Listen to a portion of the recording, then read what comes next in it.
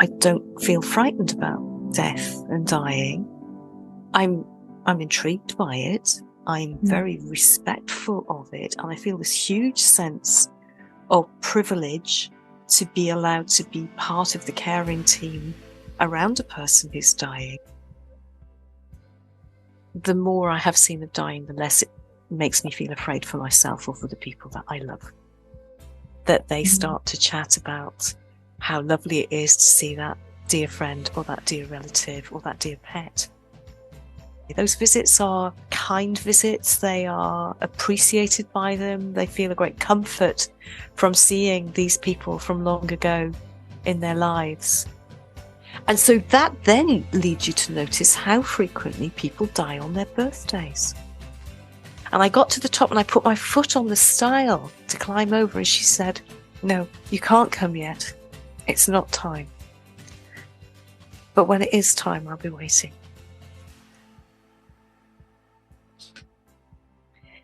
Hello, everybody. Kia ora katoa. It is wonderful to be back here. We are in January of 2023, so Happy New Year. I hope that everybody's had a wonderful holiday season.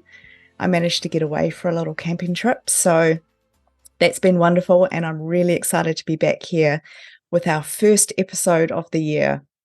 Now, this one is particularly special to me.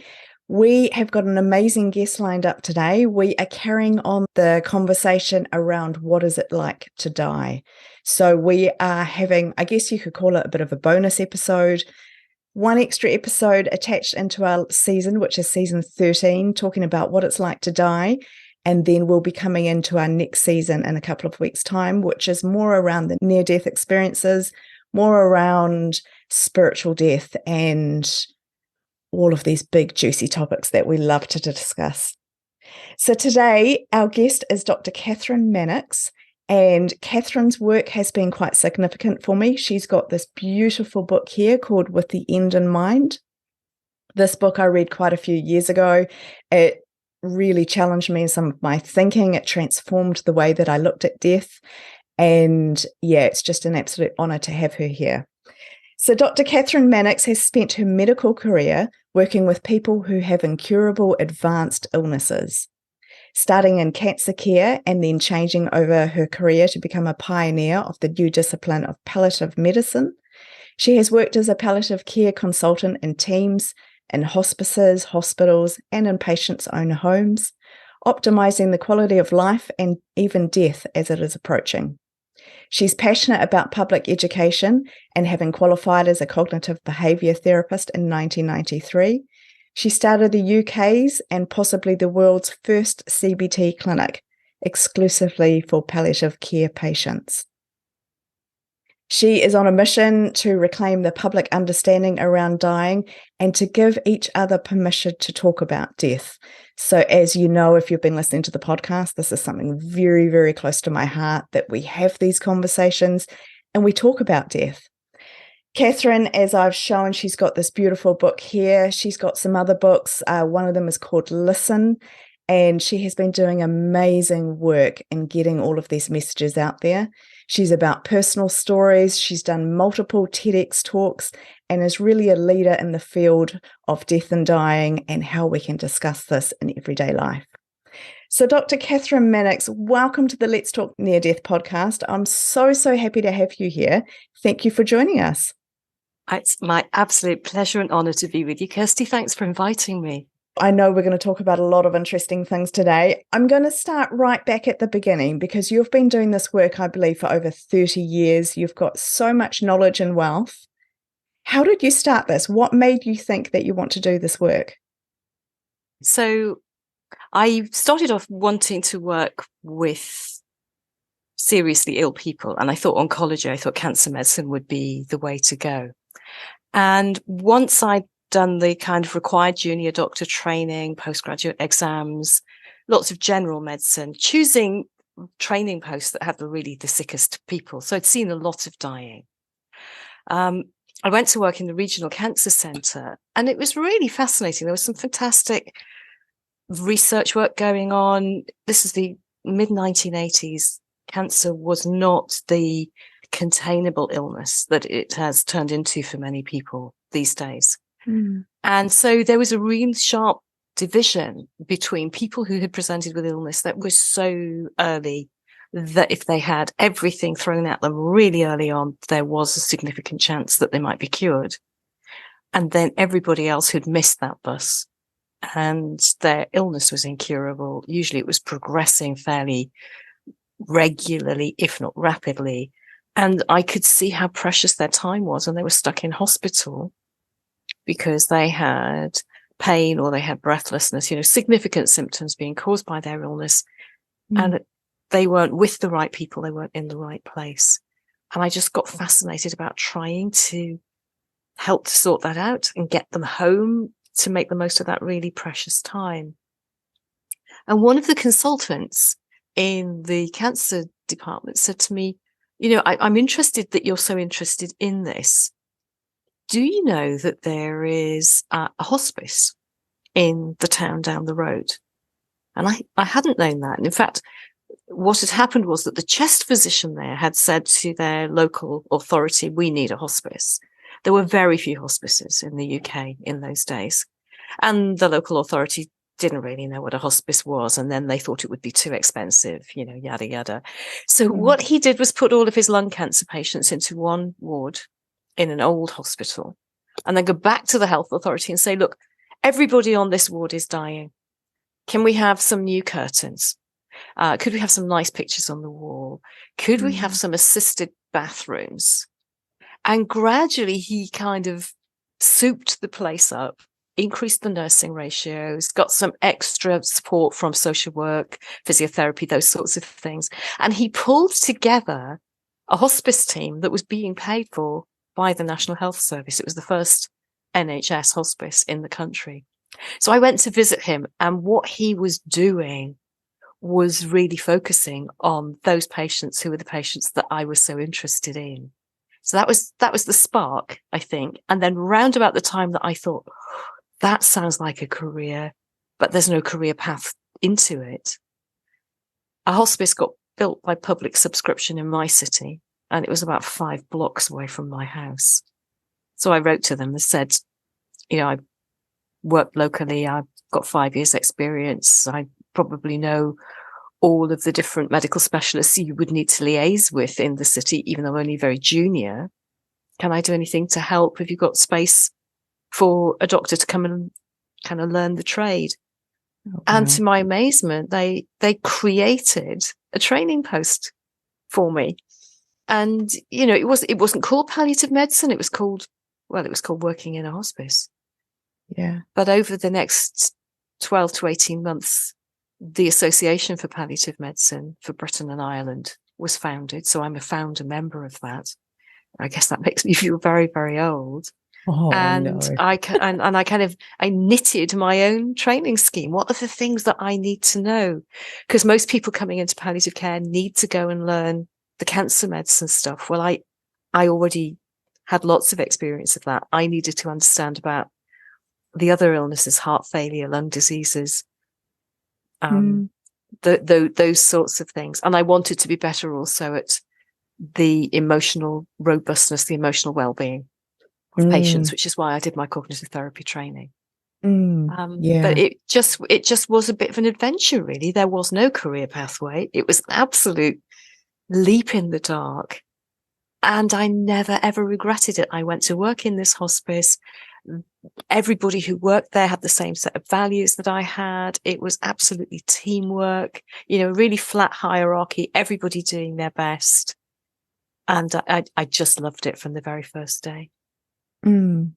Gosh, I think you're quite brave. I think you're very brave, starting back then when you're saying there wasn't even palliative care, there wasn't hospices, there was just places where people could go. So absolutely amazing. Did you always sort of think you said that you wanted to work with people who weren't well and you wanted to tackle almost like the hardest conditions, the people that were pretty much going to die. Did you always feel that way? Were you always thinking, I'm going to work with dying people one day? Or where did that come from?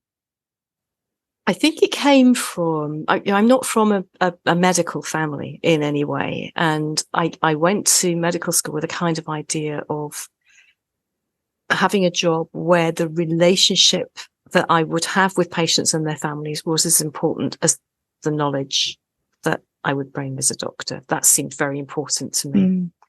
And in those days, the way medical school worked, it was a 5-year degree course. The first couple of years was mainly the science, the nuts and bolts. And once a week, we went off with our very clean white coats on to a particular, we all had a particular ward base that we would go to in small groups, and we would practice talking to willing patients and learning how to use our stethoscopes and that kind of thing. So patient contact was quite minimal.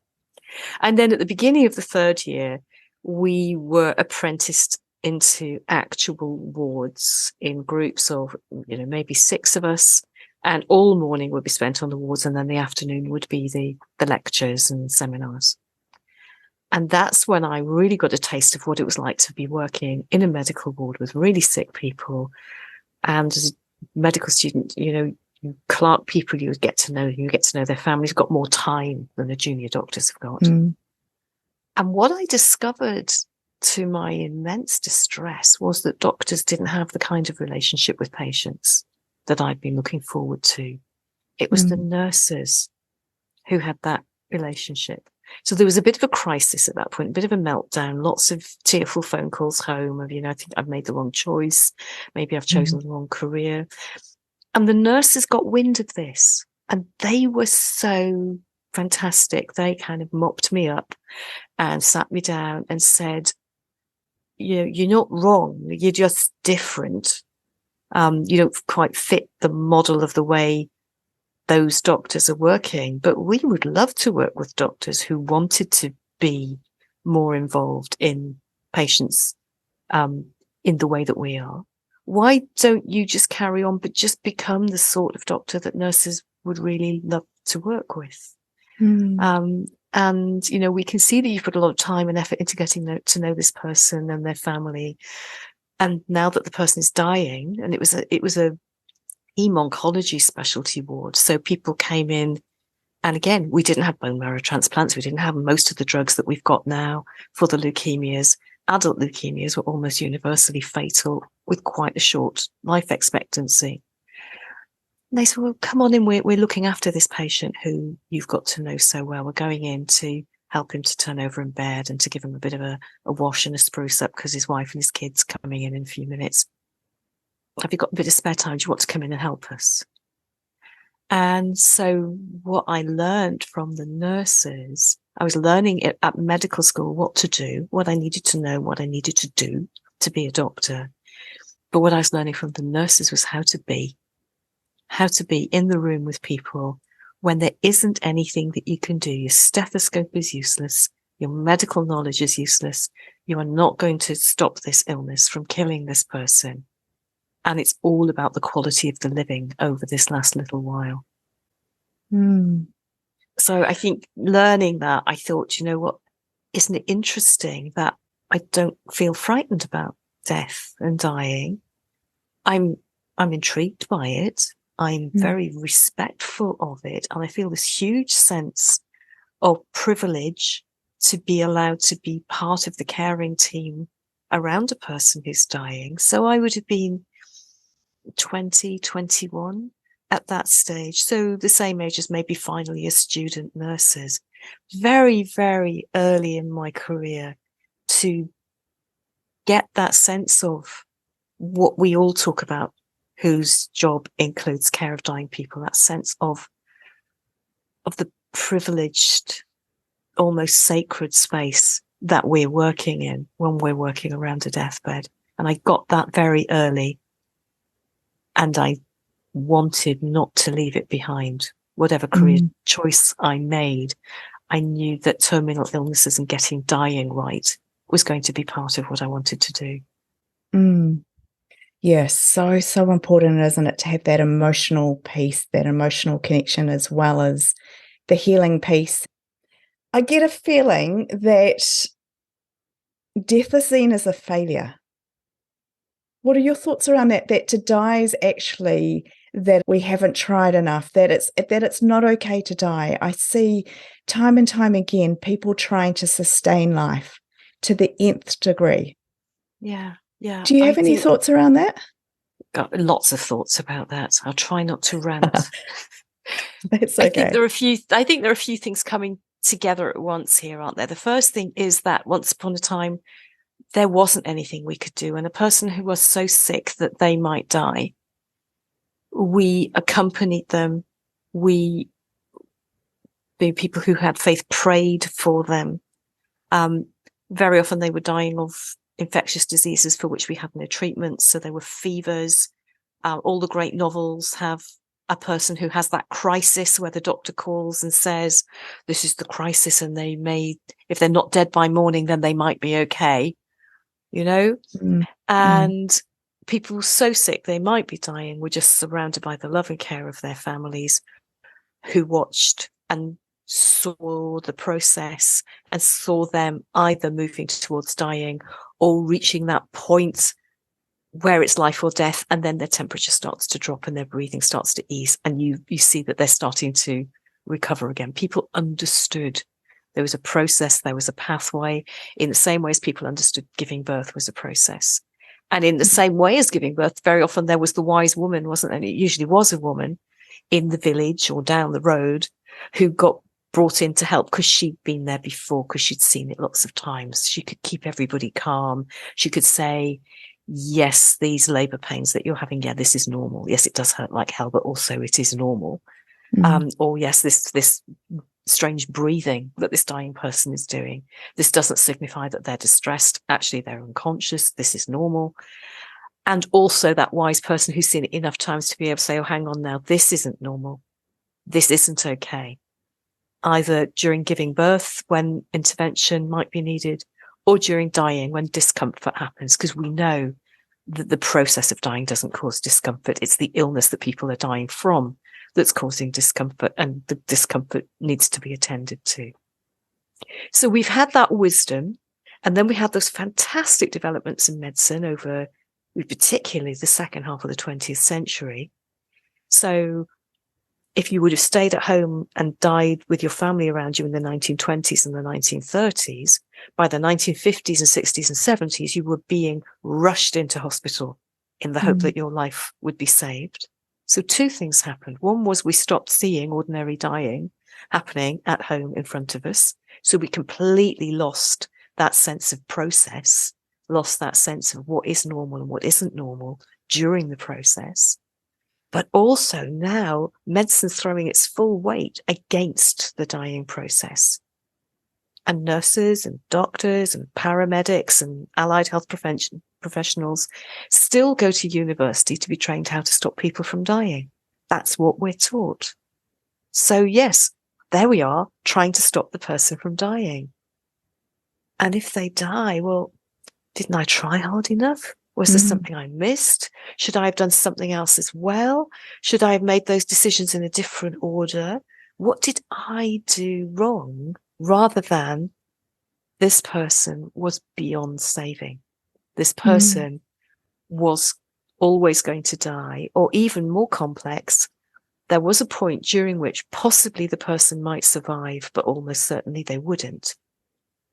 During which we should be doing both the life-saving treatment in case we can save their life, and the death-saving treatment in case we can't save their life. Have we got the right people there? Have we ministered to their spiritual and deeply personal emotional needs? Does their dog need to come in? Is there a photograph of the grandchildren? Do we need to make a FaceTime call to somebody on the other side of the world? Because we can't always save the life, but it's too late to save the death if we don't start trying to do death properly until after we've given up saving the life. We need to do care in parallel in some emergency situations. But sometimes we just need to have the medical humility to say, these are unbeatable odds. This person is sick enough to die and almost certainly will go on to die. And we're not going to be able to stop that from happening. What should we be doing? What is their wish if they're so sick that dying is the next thing that's going to happen? We have to have the humility to recognize that and to ask those questions. Exactly. I think it's such an important piece of the conversation. And, with the work that I do as well, a lot of that is having these really significant conversations around what do you want for your death? And for so many, it's an unbearable thought. For so many, the fear of death is so large to think that we may cease to exist in some way, or we're going to transition from here so we're no longer with our family or our loved ones. It can be so overwhelming. But if we don't talk about these things, we can't die well. We can't have our best death. So I love your work, Kathryn, because you're talking about that. You're talking about living well and dying well. And I sort of see that life and death are different sides of the same coin. So if you imagine a little coin, one side we're looking at life. We can't even see the opposite side because that's got its back to us. They're the same things. So if we can actually understand that all of us are going to die, and I'm not trying to be morbid by saying this, it's a reality, we're all going to die. If we can understand this, we can then understand how to truly live. So what do you think it is about preparing for death and having a death plan that affects our life so significantly? Great question. Well, I think, first of all, that just understanding that we are mortal, not understanding with our head, but actually getting it with your heart, not just with your head, is transformational. And we see it happen to the people who are in our care, don't we? That they've known they've had an illness that's life-limiting for a long time, and then something happens and they get it. Oh, I'm not going to survive this, am I? We're counting down, aren't we? And the truth is we've been counting down since the day we were born. But just suddenly at some point we get it. And it might be about our own mortality, or it might be that we're faced with the mortality of a person who we love and we're very close to, and we suddenly realize, oh, I'm just as human as this person. It's happening to them now, but they're just doing it before me. It's going to happen to me eventually too. And I think once we've got our brains around that impermanence, then we start to be able to think about what matters most and when matters most. And we spend most of our lives either thinking backwards, usually with regret, about stuff we did that we wish we hadn't done, or opportunities that we had that we wished we'd taken and we hadn't. Sometimes we look back on memories and we smile and it's lovely, but a lot of the time we look back and we tell ourselves off. Or we look forwards and we think, oh, well, I won't be able to do that, and I won't be able to do this, and oh, that sounds really difficult, and this might happen, and that might happen, and that would be terrible. So we either look back sadly or we look forward anxiously. But the moment, the actual moment, is now. And right now, here you are doing it. Whatever you're in the middle of, even if it's in the middle of your dying, at this point right now, here you are, look, you're okay. It's just now. And I think if we can get hold of that sense that we're living in an eternal now, that kind of eternal nowness helps people to be able to bring themselves to be mindful, and takes them out of their anxious future-focused head or their sad, regretful, past-focused head, and helps them to come to the only moment that there is, right now, right now. Breath by breath by breath, we're doing it. It's all we have, isn't it? Our current moments. And yet it's so hard for us. Like you say, we're looking back quite often with regret, or we're looking forward with, quite often anxiety, apprehension about what does the future hold. When we think about death, I think about my death quite a bit. Again, not to be morbid, but I wonder, how is it going to happen? I personally have no fear of death. But I do wonder, what will that look like? Will it be sudden? Will it be an illness? All these things. And actually, all we have is our current moments, if I can just be in the moment now. And I think one of the ways that we get there, and I've talked about this in other episodes as well, is actually just to take some time and to breathe and to be and to connect and think about what is our purpose in the world, where are we, why are we alive right now, be grateful for the breath that we're taking, and just being connected to this very unusual place, this world that we're in, and being in those moments. So I love that you talk about that, Kathryn. I think it's so, so important. You've been with so many people at the end of life when they are taking their last breaths, when they are in those final moments. What are some of the themes or some of the conversations, or what do you see more commonly than not in those final moments? So first of all, I'm thinking just about the numbers of patients that I've been associated with, if you like, because there aren't really enough doctors in palliative care to go round. You have a little bit of a doctor, and for most of my career, I was half-time. So once I became a mum, and a big team of nurses, physios, pharmacists, social workers. They're all carrying their caseloads, but their caseload is the doctor's caseload. If something goes wrong, if something needs to be solved or sorted, you're their doctor. So more often than not, I would be being brought out when people were not comfortable, where their living wasn't comfortable or their dying wasn't going comfortably. But often at weekends and evenings, I would do on-call shifts for one of the local hospice inpatient units. And I'd be much more likely to be alongside peaceful dying there, partly because the symptom control was very good, but partly because I would be going in to visit people who I'd known and hadn't seen for a long time because they hadn't needed to see me, but here they were in the building and I was in the building. I could go in, say hello and say hello to families. So I haven't been at the deathbeds of those, somewhere between 10 and 15,000 people, but I've been around and I've certainly been the person who would have been called because that's the number of patients that the teams that I've worked in have looked after. So what are the things that I take away from it? Well, the first thing is that I've probably been at hundreds, maybe thousands, but certainly hundreds of actual deathbeds, in the last hours and minutes of a person's life.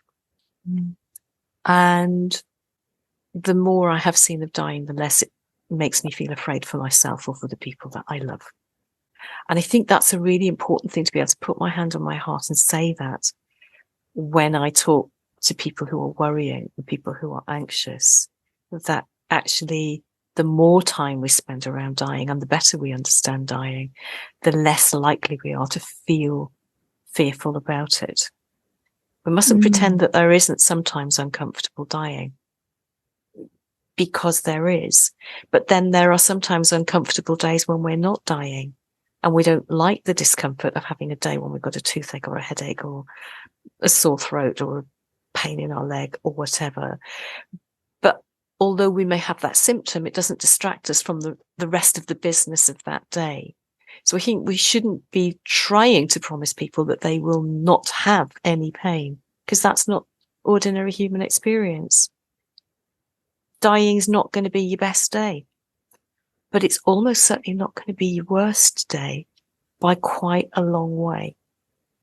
It's not going to be as uncomfortable as other things that have already happened to you in your life, almost certainly.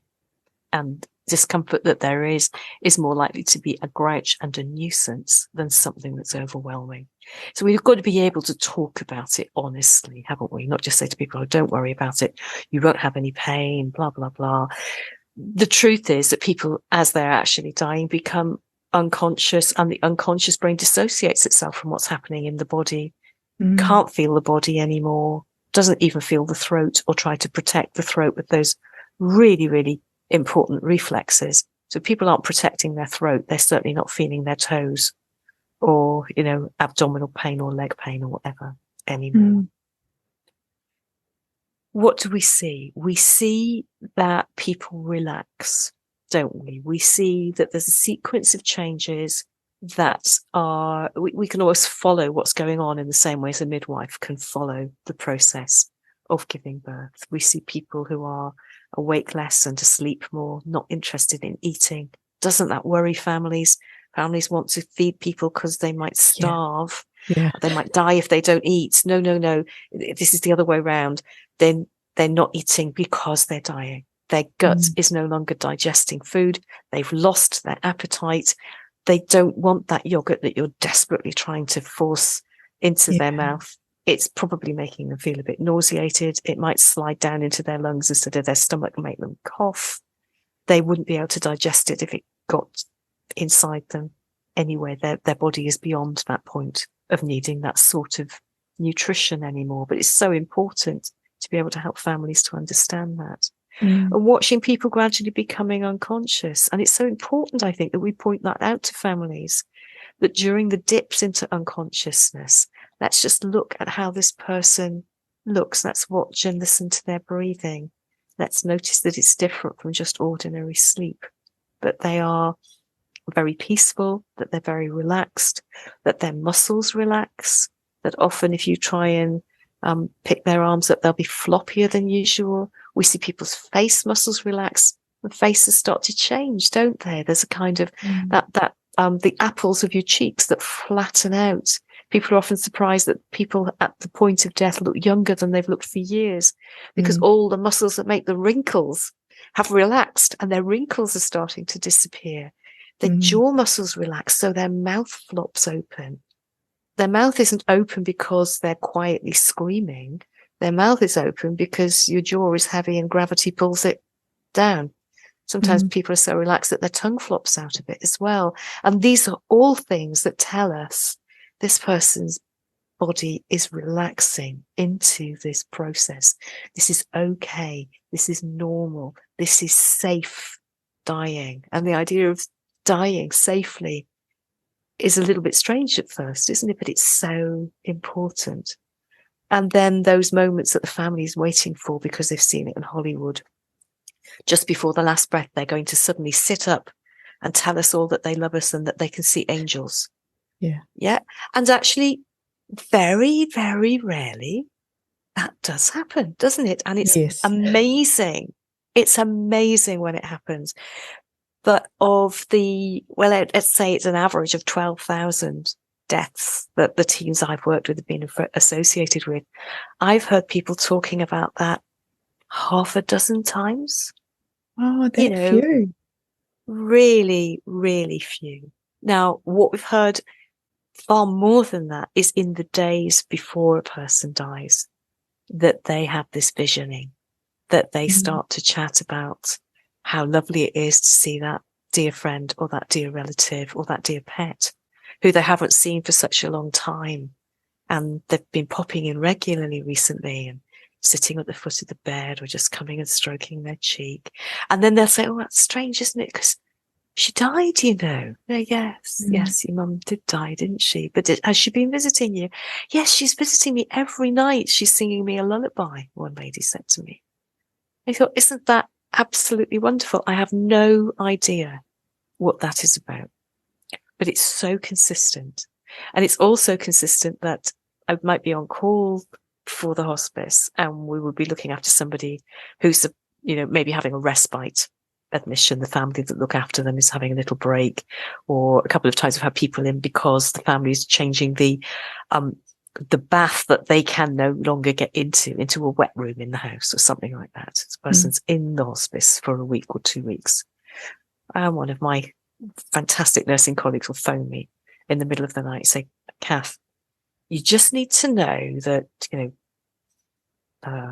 Mr. Shah's mother, who actually died in India 40 years ago, is sitting on the foot of his bed.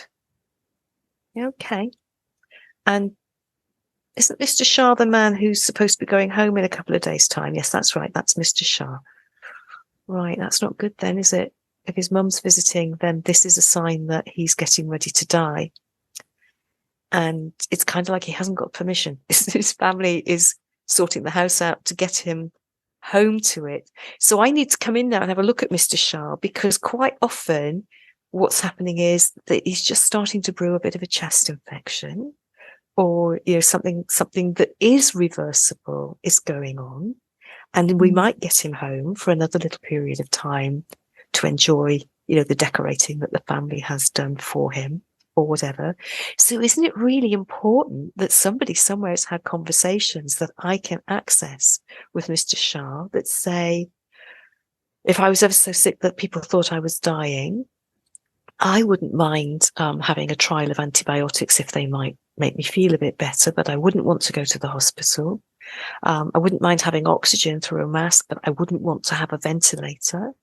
I'd like treatment up to this level, but not this or this or this. Or, once it looks like dying is happening to me, get out of the way. Don't do anything to slow it down.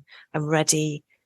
I'm made my peace with the world. I've made my peace with whatever my faith structure is. I'm ready. Just stand back. Don't get in the way. And I need to know what Mr. Shah thinks about that. Because it might be that Mr. Shah will have antibiotics for his chest infection and get home. Or it might be that we're going to phone Mr. Shah's family and say, actually, things are changing here. And you always said you wanted to be with him for that very last part of his living. It looks like that's starting. So there are these interesting patterns, aren't there, of experiences that the person is having that other people are not sharing with them. And I'm not going to call them hallucinations because I don't know that they are hallucinations. They are simply extraordinary experiences that we are not sharing, but that we can talk about. And there's a story in With the End in Mind about a man who thinks he's on the train to visit his parents in India. Yes. And the night nurse realizes what's going on, and she sends for the junior doctor, who's very, very clever, but absolutely doesn't get it. So the junior doctor's doing the blood tests and saying, his kidneys are terrible and he needs dialysis. And the nurse is saying, no, actually what he needs is for his wife to come and sit with him.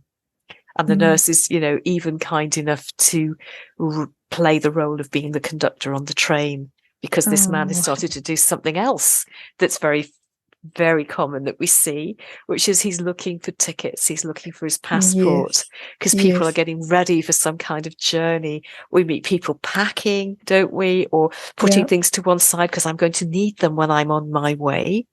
On your way where? Well, for the journey.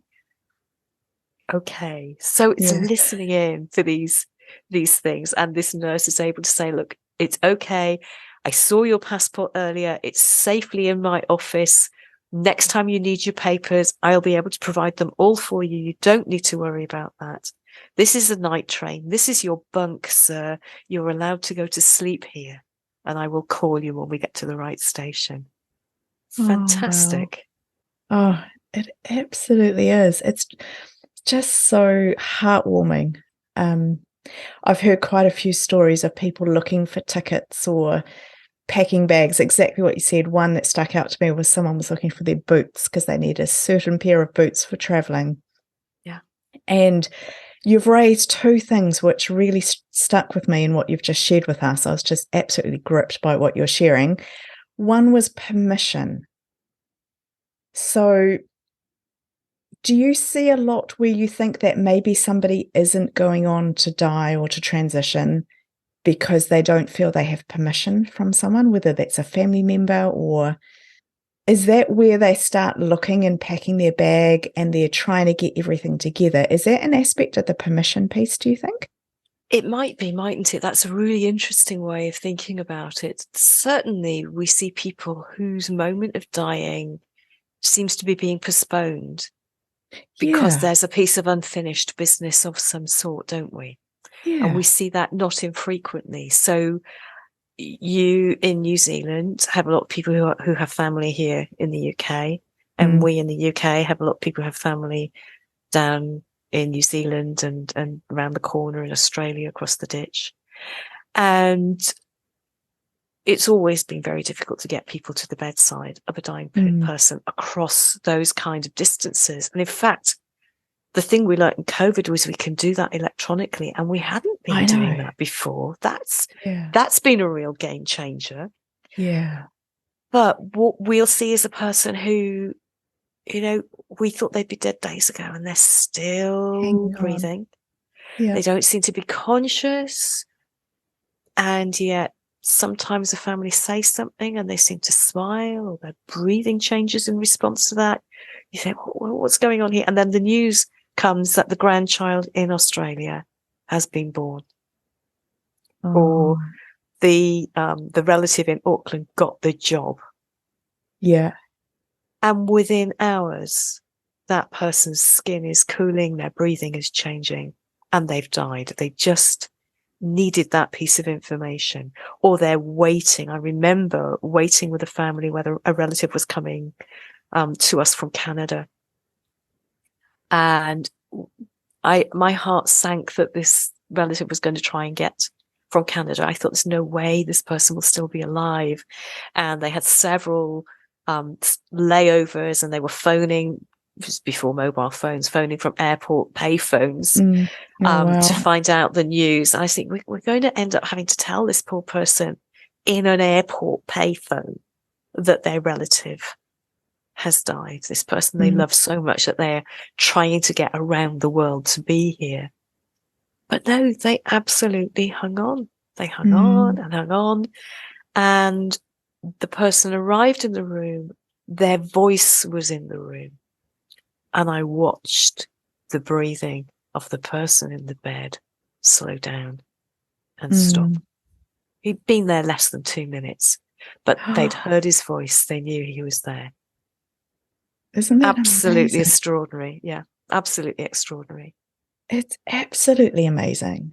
And then there's unfinished business, isn't there? That's other stuff. It's the reconciliations. Yeah, it's the things that haven't been sorted out. And I was taught a lot by a fantastic psychiatrist called Avril Stediford, who was the original psychiatrist who worked with the hospice team in Oxford in England.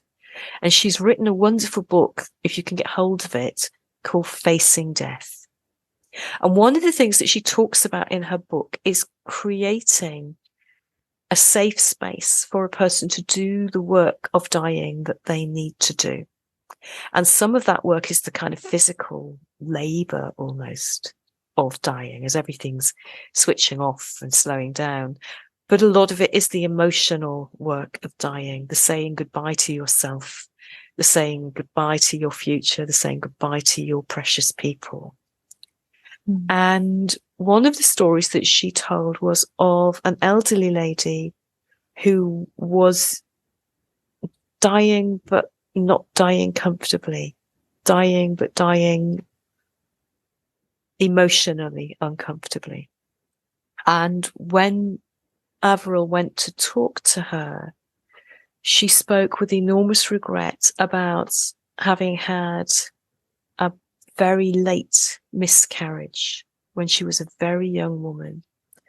And it had been an illegitimate pregnancy, I don't know, in the 1950s, when, that just was a really socially bad thing. And so her whole family had just been completely relieved that no live baby had been born and she could still have her life.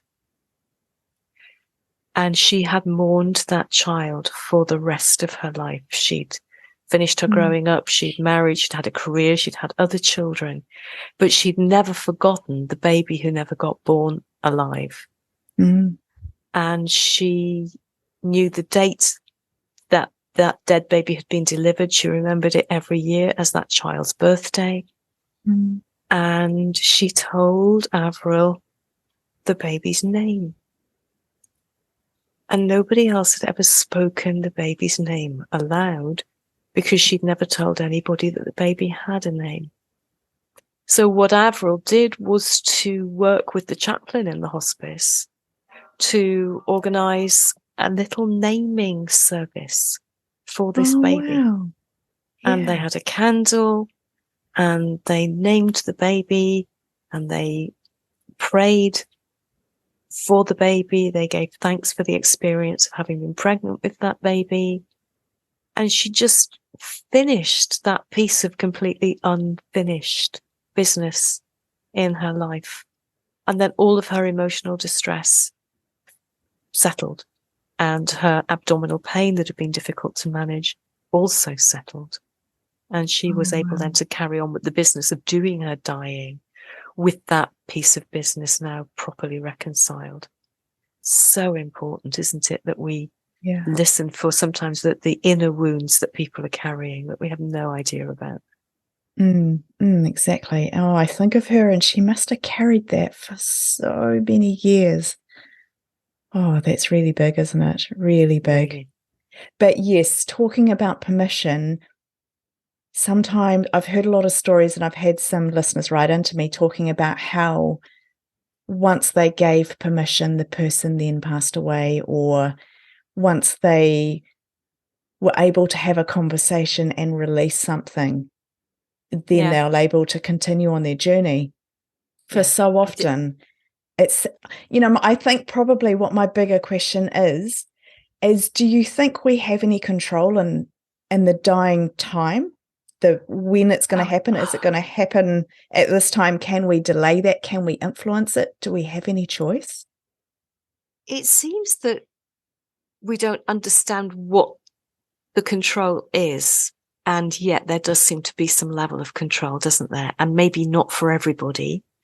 But one of the examples that comes to my mind is that one of the things that I would notice from the years spent working in hospices, where we have our own death certificate book in the hospice. And so you can go back through the records. And very often we'll do Christmas early for people because they're worried that they're not going to get Christmas. But some people still will survive until Christmas anyway and get Christmas twice. Nobody minds. But it's quite unusual for people to die on Christmas Day. Oh. It's almost as though they don't want to louse up Christmas for the rest of time for the rest of their family. So we'll have a bit of a die-in over the week before Christmas of people kind of getting it over with. Yeah. And then a lull. And then we'll have another little bit of a cluster of deaths between Christmas and New Year. Isn't that but amazing? In 1999, we had this really interesting thing in the place where I was working, where we had the usual pre-Christmas die-in. Few people died. And then no death on Christmas Day, Boxing Day, 27th, 28th, what is going on? People deeply unconscious breathing, Cheyne-Stokes respiration, really on the edge of dying. And they all hung on to seeing the new millennium and died over the first 2 days of January. Quite extraordinary. Now then, this is the science of happenstance, isn't it? An anecdote. And what we really need now is for somebody to go back through the statistics and see. Because one of the things about choice, that kind of, is it conscious choice? Is it subconscious choice? What's going on there? I don't know. I think it's far harder to exercise choice if you are uncomfortable or distressed. So we know that the natural process of dying includes a gradual shutting down of the brain and people become more and more deeply unconscious. But we also know that shutting down into unconsciousness can be interfered with by very strong pain. If pain control is lost, then the pain will rouse people again and they will become more awake. And so that will delay the dying that they would have been doing. In hospice inpatients, where they're surrounded by experts in symptom control all of the time, they're far less likely to have those interruptions that are being caused by physical distress. So perhaps that's the group of patients in which I've seen the most examples of a person not quite dying when we thought they would have done, hanging on, waiting for some news, waiting for a particular visitor, being given permission by the family. And very often the permission, it's not so much, it's okay now, Mum, we're giving you permission to die. It's Mum, we're going to be okay. You can go now and I promise we will all look after each other. So it's not so much saying, okay, off you shuffle, Mum, so much as put down your concerns about us. We will deal with this. You have made us the people who can deal with this. Thank you. You can trust us to do that now. And it is interesting and really poignant watching those conversations, and they are very, very important conversations. Absolutely. It's so fascinating, isn't it, to think about what we might subconsciously be able to control in those moments, and whether we would want to control anything, whether we can control our time of death. I loved the story that you shared about everybody hanging on to get into the new millennium. Like I'd do that, I think. Yeah. I don't know. And you know, it was Why just, not? it was absolutely extraordinary. Very, very interesting. Yeah. And I would probably be curious as well. The other thing that always I find interesting is writing out the certificates, doing the medical certification after somebody's died. If I don't know what the forms are like in New Zealand, but there's a form to fill out to give permission for a cremation. And you've got to write all the demographic information about the person, their name, their address, their date of birth, as well as all the information from the death certificate about their date of death, where they died, etc. Yeah. And so that then leads you to notice how frequently people die on their birthdays. Oh, really? And again, that seems to me to be more common than would happen by chance. Really? How interesting. Hanging on to, now, what's that about? Is that about notching up another year? Is it about the families gathering anyway, so I can do that today because everybody's here? I don't know. So there are so many things that we don't know. And gradually we're getting the science that starts to help us to make sense of some of it. So about 3 years ago, maybe 4 years ago now, University of British Columbia in Vancouver got permission from some palliative care patients to put little tags on their skin, electronic tags on the skin of their scalp while they were dying, that they could record brainwaves from to do an EEG. And until fairly recently, you could only do that with, big machines, and it was clunky and clumsy, and you wouldn't want to intrude in the family space like that. But they were able to do this, and what they were able to do, it's only a small series of patients, but really, really interesting data. Firstly, what the brainwaves show is that they are doing that stepwise descent into unconsciousness, which is what we've been assuming from watching from the outside, but we didn't know. So yes, we're seeing the brainwaves of deeper and deeper and deeper unconsciousness, and that coming and going between sleep and wake, sleep dipping down into unconsciousness, and then back up into sleep, and then back up to awake again. So those patterns. But the other thing that was really interesting is that we've always said, when we're looking after people who are unconscious, we will always talk to them. We will always assume they can hear. And we only did that because people who are unconscious, not because of sedation, but because of head injuries or really serious illness in intensive care units, when they survived, a significant minority of those could tell us conversations they'd overheard when we thought they were unconscious, or visitors who came in when we thought they were unconscious, and they were unconscious, but they could hear. And what this study from Canada shows us is, even as these brainwaves are showing deeper and deeper unconsciousness, if there is a noise in the room, the brain flicks into attention for a moment. Wow. So yes, we do still hear, even in deep unconsciousness and even at the brink of death. Now, do we hear enough that it makes sense and we think, oh, that's my beloved nephew from Canada who I've been waiting for? Or do we just hear a noise? Well, now we've only got circumstantial evidence, haven't we? But the truth is that several men walked into that room who were staff. The chef came in and took the menu orders, and the staff nurse, who's a bloke, came in to do the observations.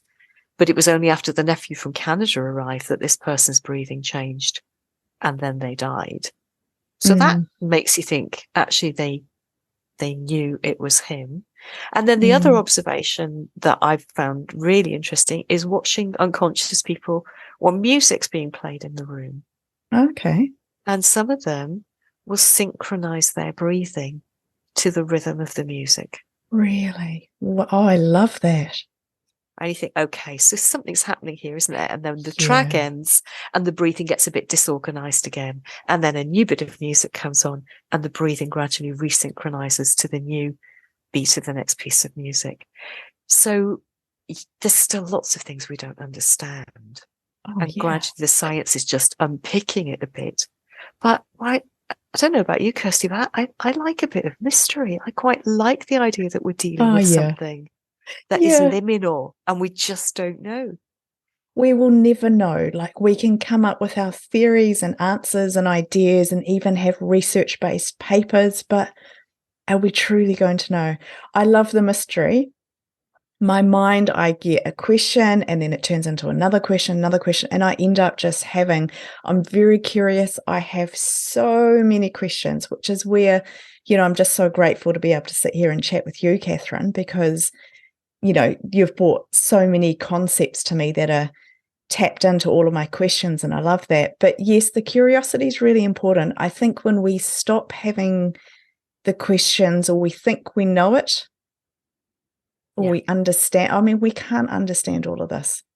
So yeah, I'm like you. I love the mystery. I love the questions for sure. I'm blown away by all the stories that you've shared. Thank you so much. I'd love to tap into, you're talking about so many things, but talking about people responding, maybe having visions before they die, in the days leading up to they die, or they're having visits from past loved ones. There are so many stories of this out there. It's almost become a common part of dying. Maybe, would you say that 50%, is it more common to have experiences than not? I don't think I can put numbers onto Yeah, it. hard to say. It's hard to say, but it's not unusual. Yeah. And for those of us who are, experienced deathbed companions, it's lovely to be able to say to families when that's happening, oh, again, this is okay, this is normal.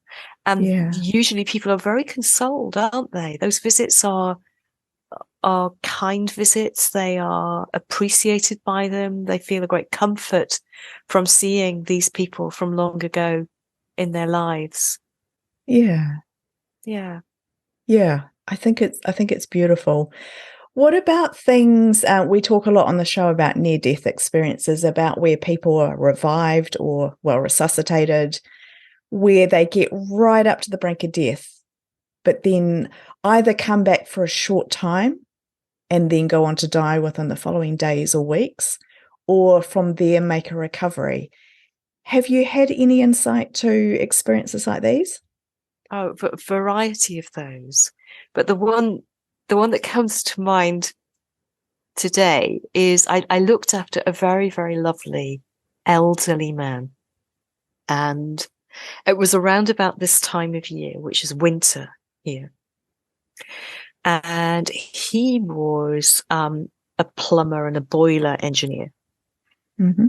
And he had come from the same part of Britain that I grew up in when I was a little girl. So he had the same accent as all of my family. And it was really cold time of year, and his son was visiting again from the same part of the country that I was originally from. And his son had taken on the family plumbing business, and our boiler broke at home. So I'm on call for the hospice over the weekend, and I come in and frankly, I was dirty. We'd had a burst pipe. We'd had dirty water dripping down through the house. No. The boiler had completely blown up. So I'd come into work and I'd gone to see this patient, just to say, I'm going to be doing my ward round this morning. But I'm going to just go and have a shower first because there's hot water here and I haven't got hot water at home. And he asked me what had happened and I explained. So the next thing he's saying to the nurse, he wanted the telephone. We had like a little pay phone on wheels. Yeah. Again, before mobile phones, put this little this pay phone on wheels. And he said, I'm phoning the bed and breakfast that my son is staying in because he's staying with the lady down the road from my house. He said, he's a plumbing engineer. He'll come and sort your boiler out. I said, you can't ask your son to come and sort out my boiler. He said, yes, I can.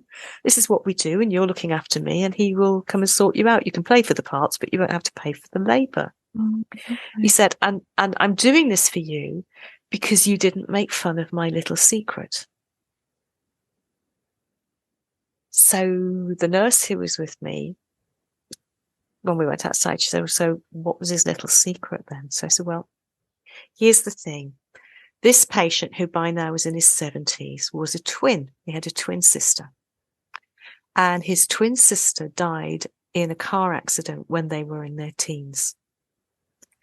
And then when he was in his 30s, he had a very, very severe chest infection. And he was in hospital, and he was on a ventilator. And what he didn't know was they were about to take him off the ventilator. He was about to die. And he was unaware of any of things that were going on around him in the actual world, because he found himself in this very beautiful place. It was a beautiful piece of the countryside. And he described a place in North Wales, which isn't that far from where he and I both used to live. He said, it's that kind of scenery. He said, and a beautiful meadow, and at the far end of the meadow, there was a gate and a path up a hill, all wildflowers, and then another, like a stile over the fence at the other end. And I'm walking through this meadow, and it's full of flowers and butterflies. I'm so, so happy. And I go through the gate into the field. And now, as I look up this pasture, I can see that on the other side of the stile is my sister. And she's waiting for me. And I'm so excited. I'm trying to run up that hill. And I was saying to myself, don't be silly. You shouldn't be able to run up a hill because you've got a bad chest. But actually, I didn't have a bad chest. I was running. I was free. It was marvelous. And I got to the top, and I put my foot on the stile to climb over. And she said, no, you can't come yet. It's not time. But when it is time, I'll be waiting. I'll be right here. And he said, I was devastated. I didn't want anything more than I wanted to climb over that stile and walk away with her into heaven. Because it was heaven, wasn't it, doctor? It was heaven. I was saying, yeah, it sounds like it probably was heaven, yeah. He said, I had to go down the hill. And I kept turning around, and I could see her, and she was waving. And it was breaking my heart that I had to go away from her. Mm. And as I walked away from her, it all disappeared. And instead, I was in this noisy place, and my family were around my bed, and they were crying, because I was waking up, and they thought that I had died. And now I was getting better. So he'd been in his 30s, and now he was in his 70s, and he spent 40 years waiting for the day when it would happen again, and he would be able to walk up the field and cross the stile and walk into heaven with his sister. And he told me this about a week before and made me promise not to tell anybody. But now he'd referred to it in front of one of the nurses, so I told her this story. And then I had to go back to him and say, look, Ingrid was with us and she heard you saying that, so I told her about it. And he said, well, and I bet she thought I was really crazy, didn't she? And I said, well, actually, no, she didn't. Because we've heard that story. Not a meadow, always. Sometimes it's a mountain, and sometimes it's a park, and sometimes it's a beautiful island, and sometimes it's a beautiful house. Sometimes people are being allowed into the house and they can't go in, or sometimes people are trying to leave the house and they're not allowed out. But it's always the same story. It's always somewhere beautiful. There's always somebody that they love waiting for them. They're always ready to take a step that they're told they can't take. It's not unusual. But one of the things that is really lovely is that they then feel ready, prepared, as though when the time comes, they'll know exactly what's going to happen. And he said, well, that's exactly how I feel. I know she's waiting for me. I can feel that time is getting very short this time. And I know I'm not going to get ready. I'm not going to get better from this. He had lung cancer. And I'm just so excited. I can't wait to see her again. And he died a few days later. He died with a great big smile on his face. Oh. I suspect he was crossing his style. Yeah. Oh, wow. Oh, that's so moving, isn't it? It's so moving. Yeah, just wonderful. This is what we've heard time and time again from near-death experiences, from all the people that I've been talking to about death and the spiritual aspect of death, is exactly what you've just shared. And yeah, sometimes they're glass castles, they're glass buildings, yeah, the parks, meadows, lakes. It's almost like it's the most perfect place it could be for us personally. So I think death is very personal. Yeah, wow, that is just absolutely beautiful. Thank you for sharing that. Yeah. How I guess does I need to tell people who are listening to us now that I'm actually having to wipe my eyes because I got very wobbly telling that story. Oh, just take a little That moment, never goes Kathryn. away, does it? That never goes away. It doesn't. Or maybe if it does, maybe that's the sign that we're burnt out, or when we don't feel it anymore. Yeah. And again, it's about connecting and being in our moments. And yeah, you okay? Yeah, I'm fine. It's just I cry at weddings. I cry when children sing Christmas carols. It doesn't have to be sad to make me cry. Oh, yeah. Oh, well, there's certainly a lot to look forward to. Well, I believe so. Yeah. So that's my question for you, Kathryn. After everything you've experienced, which is so much, you've just given the world such a gift of service. You've been with so many people, had these experiences, these conversations, and from what I can gather, the closer we get to the end, the more real and more vulnerable and more honest the conversation becomes. So, how does all of that shape your own beliefs? Do you have any thoughts and beliefs around this, like why are we here? What is there an afterlife? I think that it's something that we spend a whole lifetime trying to discern the truth around that, don't we? And I think that everybody's on their own journey. Everybody's got to sort out the truth for themselves. So we meet people who hold really strong, really sincere beliefs, and they want to try to influence other people because it's almost like it's a gift that they feel they've got that they want to give to us, that, the truth is Buddhism, or the truth is Seventh-day Adventist, or whatever.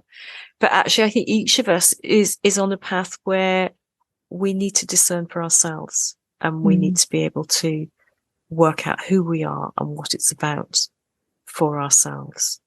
And I think that all of the great faiths, as you look at the teachings, their teachings all are about making sense of ourselves in the light of a higher power that is based on love rather than on judgment and anger. And the thing that I observe is that people who have a very strong belief, Muslim, Jewish, Christian, Buddhist, we've got a variety of other Eastern religions around where I've practiced for most of my career, including people whose belief is atheism, but they're absolutely convinced of it, are generally comforted by the belief that they have. It gives them a structure to hang everything else around. Most people don't have a really strong belief. Most people have done a little bit of religion at school at some point, and they might or might not have been a person who went to synagogue or church or chapel or whatever. And they're not quite sure. Is there God? Isn't there God? Is he a he or a she or an it? Are they bothered about how I've been? What if I don't make the cut? What if I've spent my whole life assuming there isn't God and there is? What if I've spent my whole life assuming there is God but there isn't? And they are made uncomfortable by that kind of lukewarm belief. So I think that it's really helpful to think about our beliefs, and to understand that life is a process of discernment from as early on as we possibly can. And so we move through that kind of first half of life thing of making sense of who we are and what we're about and what we're for, and get into that second part of life mindset, which is, what is it about? And how can I make the most of the moment by moment by moment, of the breath by breath by breath life that I'm living, so that when I reach the very end of my life, I reach it with the most possible satisfaction and the least possible regret. And then if that's all there is, well, that's okay. But if it's a stepping point into something else, that I'm stepping from a place of being grounded in having been so thoroughly alive, that I'm joyful to have had that experience as I leave it. I love that. It's so rounded. Yeah, I really, really appreciate that. Thank you, Kathryn. I have learned so much through our conversations today. I've got a lot to think about. I've got a lot to go away and process from our conversation. But I want to say a massive thank you to you. Like I said earlier, you've given so many years of service to people and to education and research and just helping people. I trust that the listeners from listening to this will consider what death might look like for them, what death might mean for them, and also what Kathryn's talked about throughout this conversation in her beautiful book here, With the End in Mind. This is an amazing book. I've read it multiple times. I would say go and get a copy of that book.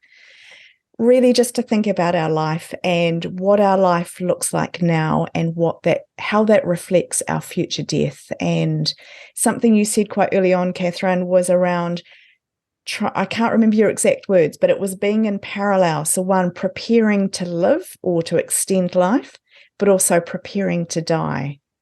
And I don't see any harm in doing both of those at the same time. So what you've shared with us today has really just propelled my thinking in these areas. And I think most of all, I just want to say a huge thank you. So Dr. Kathryn Mannix, thank you so much for your time and your conversation. Kirsty, thank you so much. That's been really lovely to talk to you.